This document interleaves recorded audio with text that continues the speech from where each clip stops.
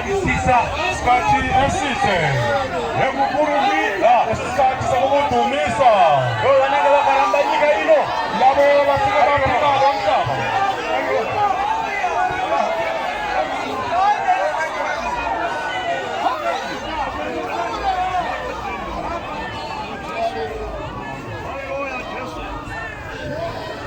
kunenga kwinyika yamwari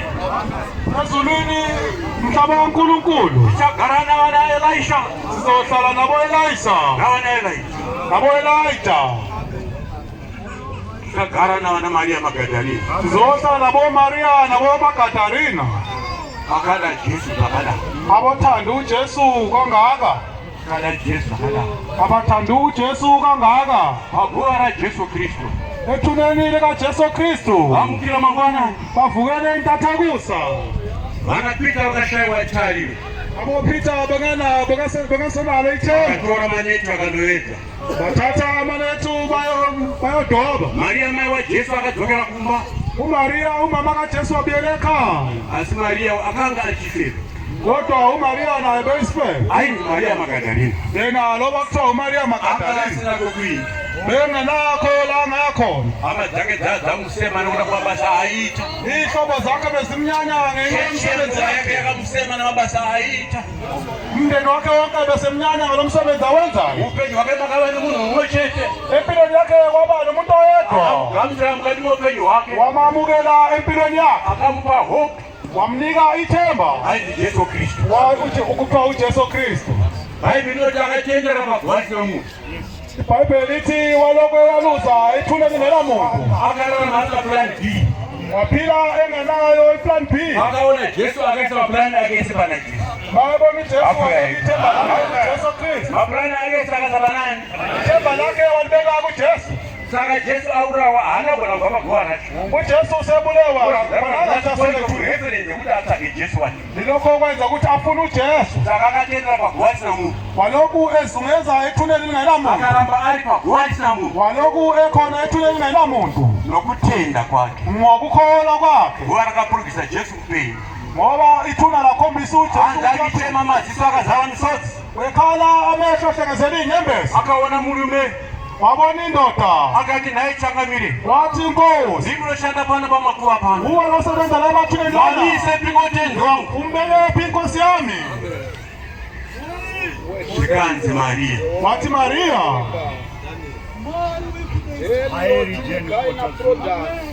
Jesu mambo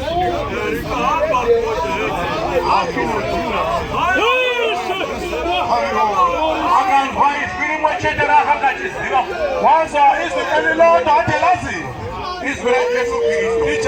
raJesu Kristu izwi kaJesu Kristu akamhanya wagijima kuti amufundire afika ambambe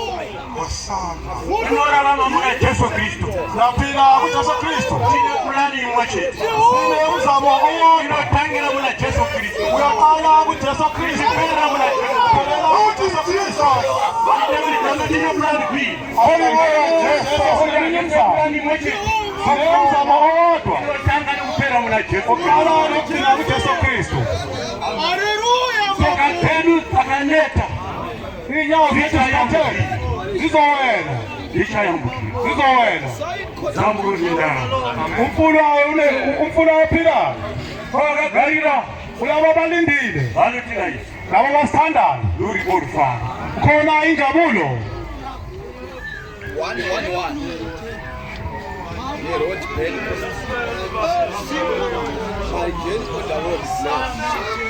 kudenga kuri kuirwa ezulwini kuyayiwa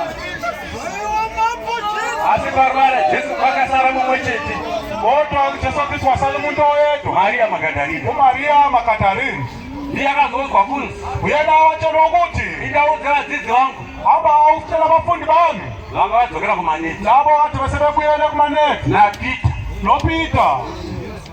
kuti tisangane Galileya ukuthi siyohlangana eGalile ndati Maria angaite pulani imwe chete uma umzamo owodwa akapusa mafuta yake yeubhindini yake yese wapinyiza mafuta yake akazora patsoka dzaJesu wakomisa enyawo anakuya mamwe kuzorarama nawo akazanga ashiyela manye mafuta okuphila akapakanje Yesu Kristu ngoba waswela uJesu Kristu akaphelelwa waphelelwa imizamo yakhe akaphelelwa waphelelwa nokuthi akangayisa zvese muna Jesu ngoba ithemba lakhe belukuJesu ani wana upenyu uthola mina uthola impilo unowanjira moya wake uthola moya wakhe ukuphumula vana vaMwari abantwana bakaNkulunkulu ngandizimiseleni asiyimiseleni nyika iyo yona leli izwe leli kuna nyika yakafana nayoyo alikho izwe elifana lelozwe nyika iyo ndiye nguwa leli izwe lesikhashana kurama munguwa siyaphila kwesikhashana wamara una nguwa umbuso wakaJehova unasikhathi mazambara hatigwi kwathiwa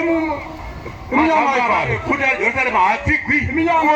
yeJerusalem ayivale kofa hatigwi iminyango yeJerusalem hakuna ayivale usiku iko hakuna ubusuku zuwa hakuna iko ilanga alikho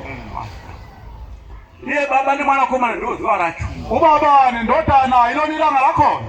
vakaropa fatu babusisiwe vari pano masikati ano abakhona kule mini vanozimisira abayimisele kunogara nyika iyo ukuyohlala kulelozwe kusina nguva la kuphokona isikhathi muzita raJesu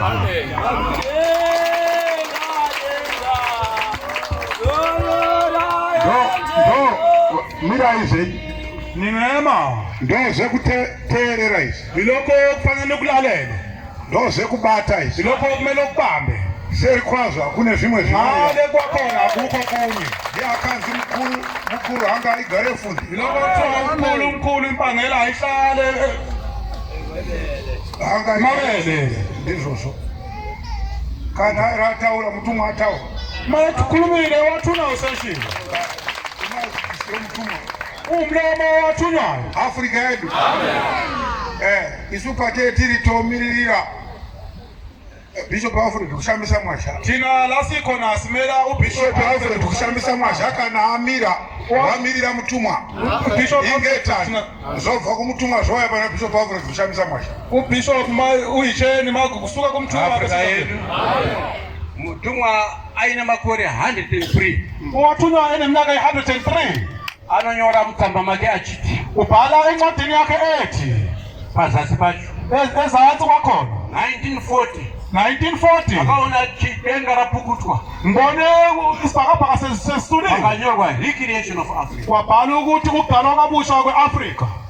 aina makore 103 years bese namakhole 103 years othi iye wathi yena iye ndiye aita recreate Africa yena bekuyena odala i-Afrika kabusha mazizwa